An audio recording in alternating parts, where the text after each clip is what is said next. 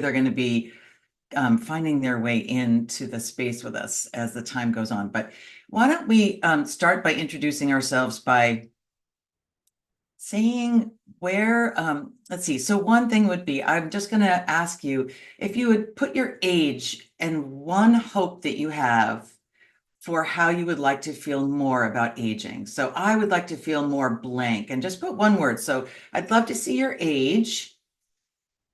This is a brave, big coming out moment for anybody who uh, anybody who's had any shyness about aging. So a number, and then a word, a quality, how you would like to feel more about aging, more something.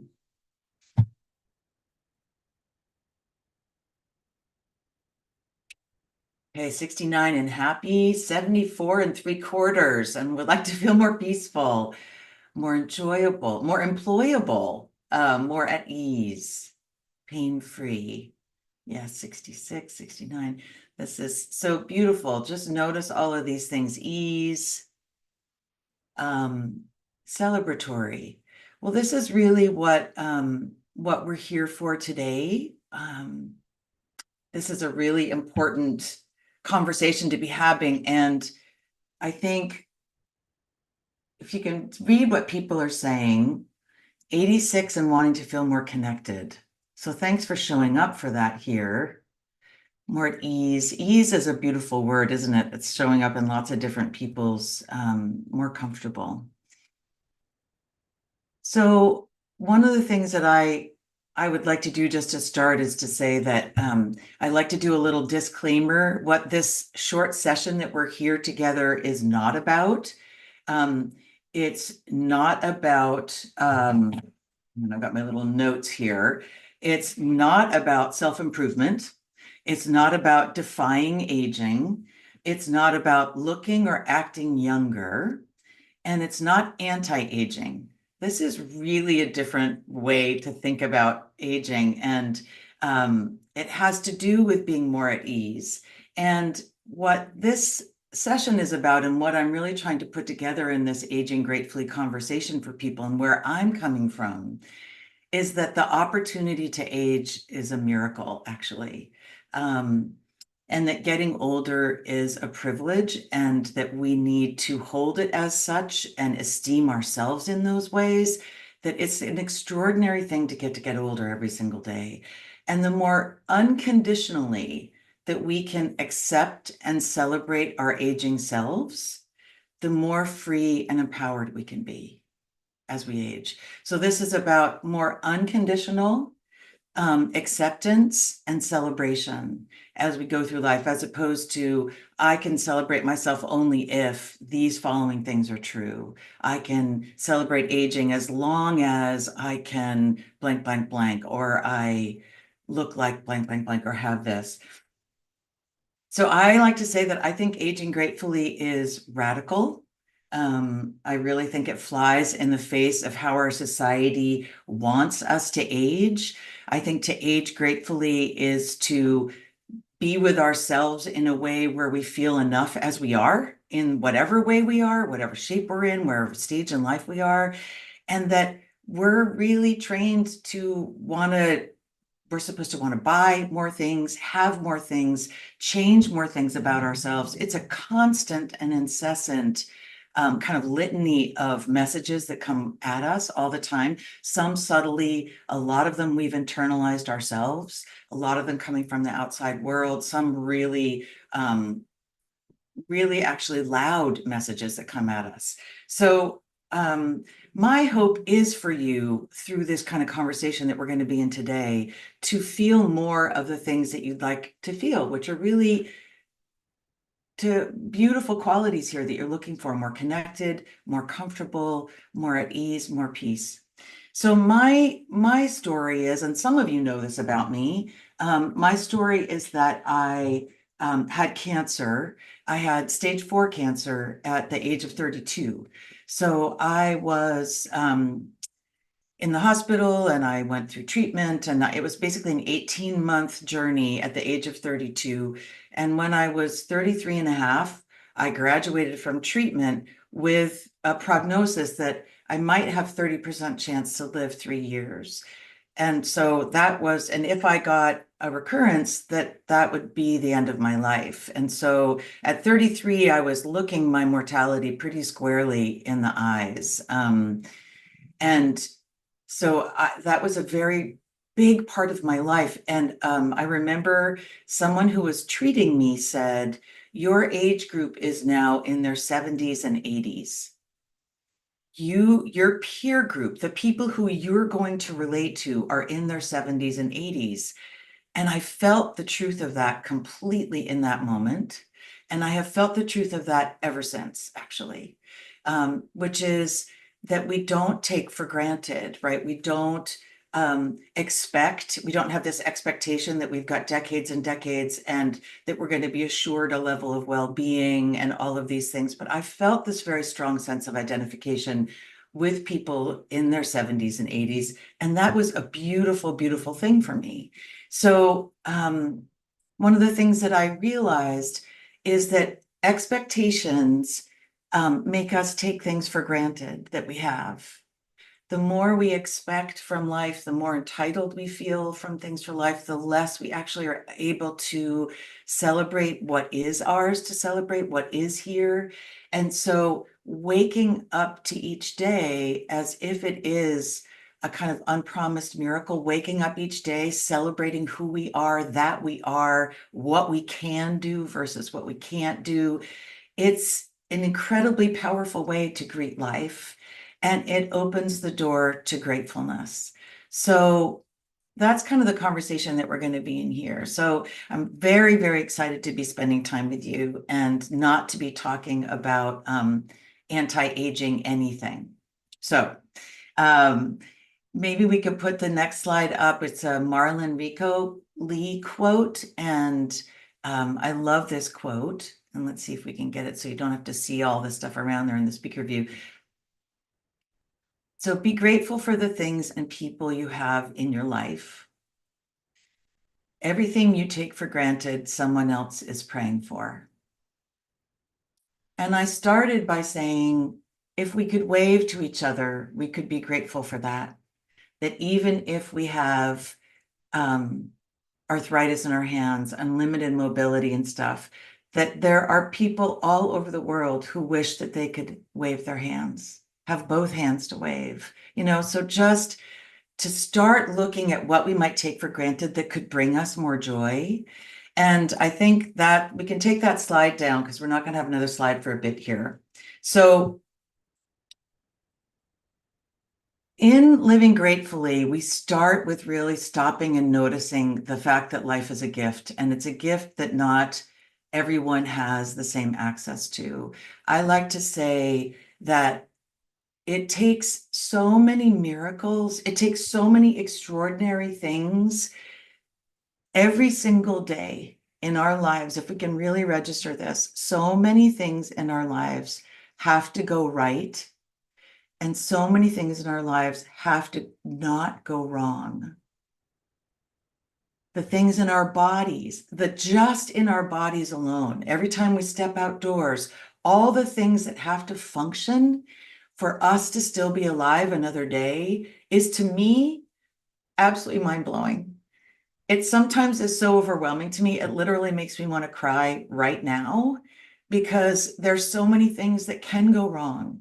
And there's so many things that we don't look at as the gifts and privileges of our lives that we currently have access to, that we could hardly have dreamt of in terms of technology 10 years ago, in terms of things that make our lives easier just 5 years ago. That life is so extraordinary in so many ways, and there is so much to celebrate that isn't broken about us, about our lives, about the world. And that we have to be willing to shift the attention, or put in the spotlight of our attention also the things that are going well, and also the things that are miraculous. So if indeed it takes such incredibly miraculous things to be alive every day, that our body has to do so many things right, can we be in more awe of the fact of just being here? and allow ourselves to celebrate that so that we then have more energy for possibility in our lives, right? So that we're not just constantly quarreling with what is, but we're also saying, this is amazing to get to be alive another day. Can I wake up grateful? Which is why I wrote the book with that title. So 5 years from now, we are going to long for the current limitations that we have. Just like 5 years ago, we couldn't even have imagined the things that would be possible. 5 years from now, we're going to say, I wish I had appreciated my hands when I could do this, even though my fingers won't work the way that they used to. 5 years from now, we're going to look at the mobility that we have now and say, I wish I had enjoyed it more, appreciated it more. Whatever was true, it's that we don't want to take these things for granted. And so many people around the world would give anything for the lives that we have. And right now, when the world, we're dealing with so much happening in the world that is subjugating so many people to violence that they don't expect every day, and that we get to wake up and we get to be in our bodies in this world. It's a very important thing to treasure what is ours to treasure, to recognize that quote. Be grateful for what we have in our lives, because somewhere someone is praying for everything that we have, even if it hurts, even if it's limited, even if it's hard. So I also think all the time about the people I've lost in my life who would give anything for this day that I have. With all of it, with everything that's true. Anybody I know, and I know too many people who have died before their time, who have died and wished they could have lived longer, including my mom, she would have given anything to have the day that I have. And how can I live this day gratefully as I age, right? So every day you live gratefully, this is the secret, is living gratefully, is aging gratefully. Because if you live gratefully, every single moment you're living, you're aging. And so we get to have more birthdays. We get to have more days on the planet. We get to get older. So that's really where we are. I think that living gratefully is grounded in perspective. So what I want to say is that anything that helps us have perspective is going to be helpful as we age. So the more that we can remember, because we have to counter the messages that are coming at us all the time, telling us we're not enough, we don't have enough, we should be more, we should look different, we should feel different.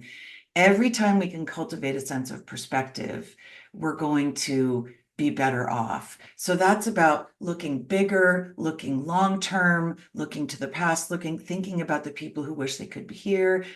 And to me, the two things that I like to embrace is that sense of privilege, the privilege of being here, the privilege of having a body that works in the way that it can, that does what it can do, the privilege of life, that we get to have one more day, and that we have enough. So many of us have enough. If we have technology and we can sit here and behold each other on Zoom, we're already lucky in so many ways. We have gifts that we may be taking for granted. And how do we look differently at those things as if they are extraordinary? So that's one of the principles of living gratefully, is the ordinary is actually extraordinary. And if we look at it differently, we can see it that way.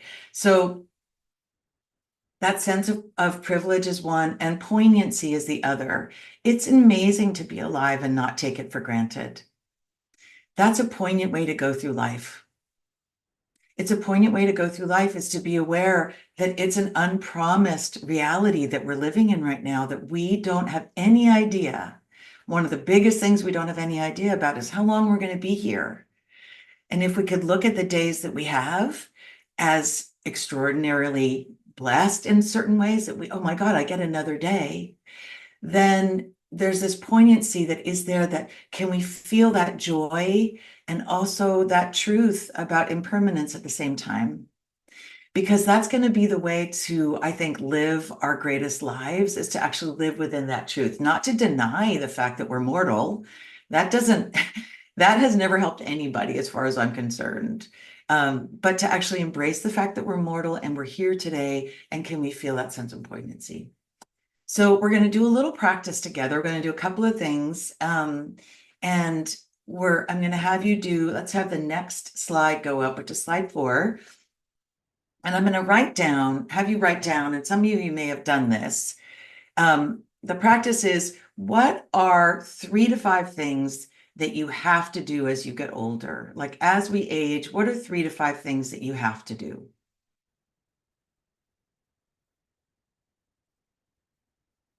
Think about that. You can borrow this one, but I have to go to the doctor more often.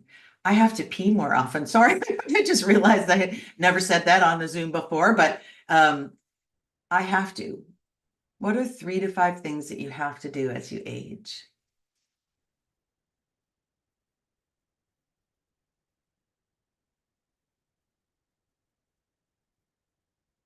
So keep those in your journal, and then you might want to just write one in chat if you think about it, right? What's one thing that you have to do as you get older? That's a have to. And if you have a second, jot something in chat and people can see each other's. And then now we're going to shift this to I get to. So the next slide is I get to.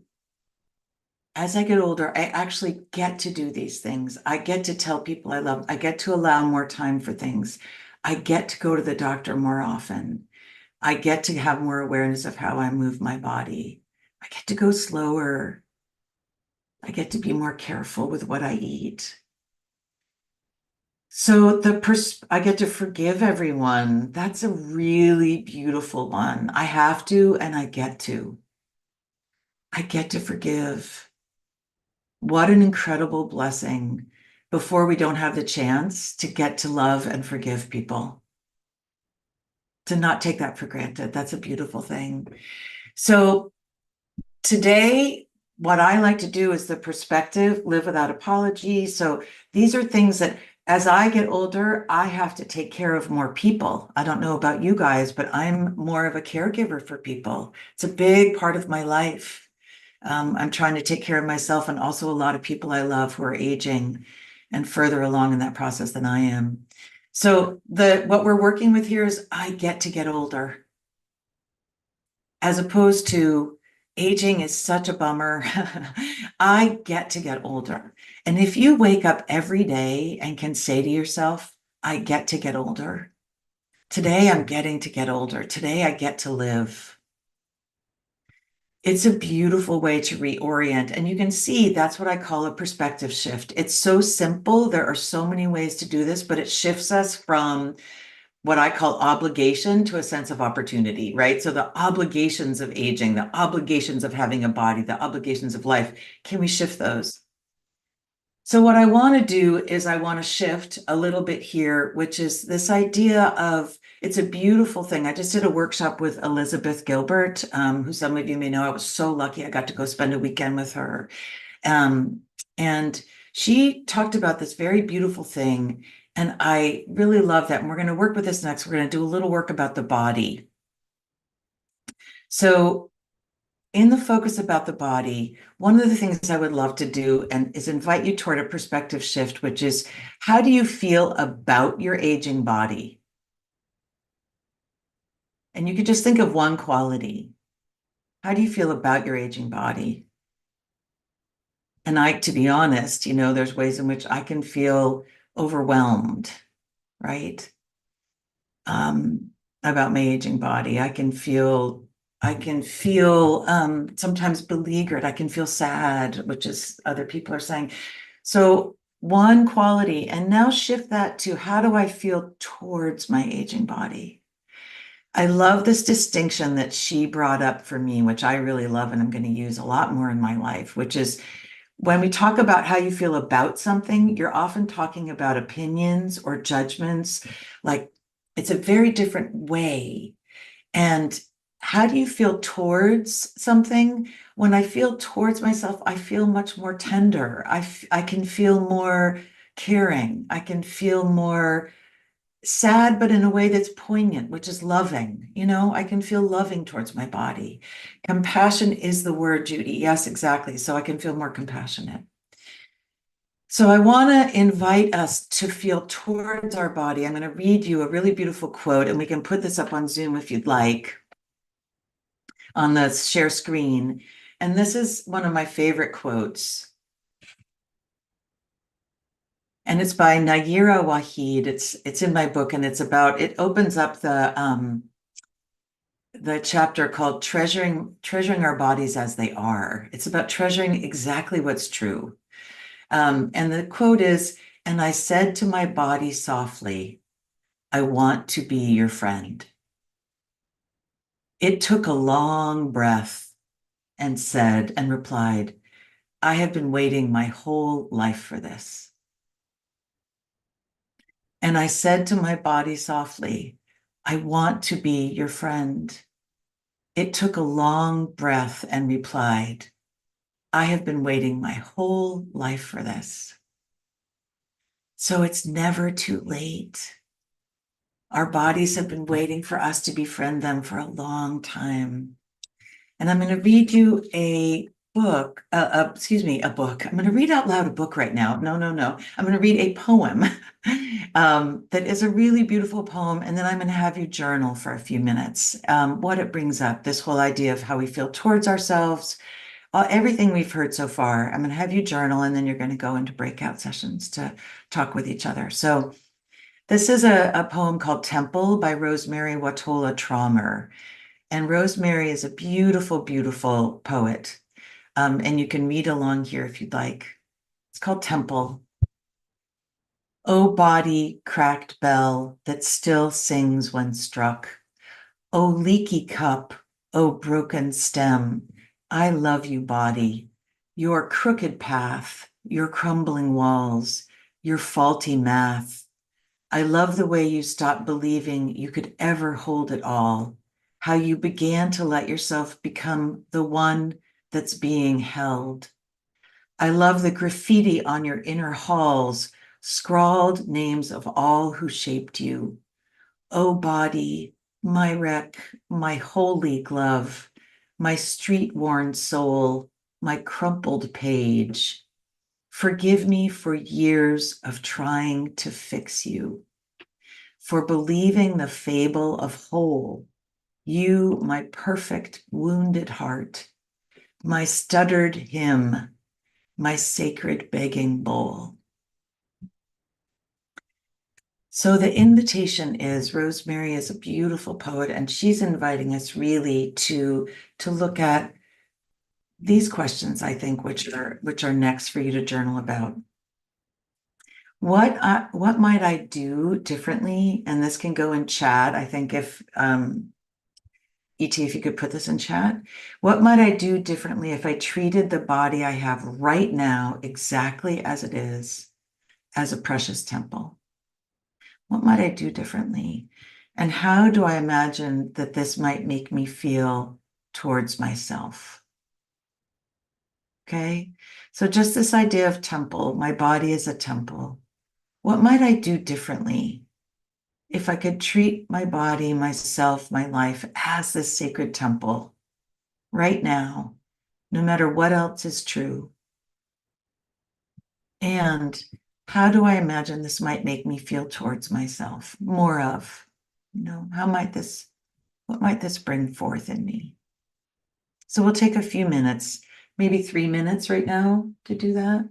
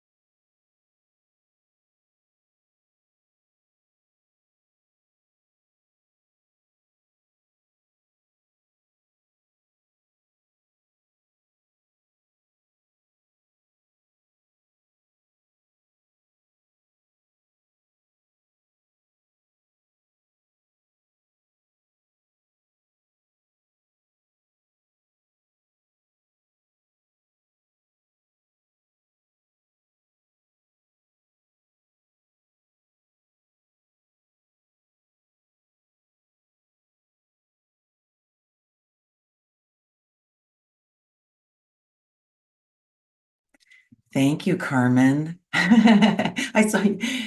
Now we're going to go into breakout rooms, and this is where you get to connect with each other and take some time to share a little bit about what came up. And I just love, I'm going to read again before you go. I said to my body softly, I want to be your friend. It took a long breath and replied, I've been waiting my whole life for this. So let's go we're going to put you into groups of three. You're going to have, I think we've got you with about 15 minutes altogether, this group of three. So you've got some time to each share and listen to each other, listen closely, each share, and then you can come together at the end in your little group. And then we'll come back all together and share at the end all together in the big group. So have fun, go deep, see you later. Please come back. I'll see you in 15 minutes.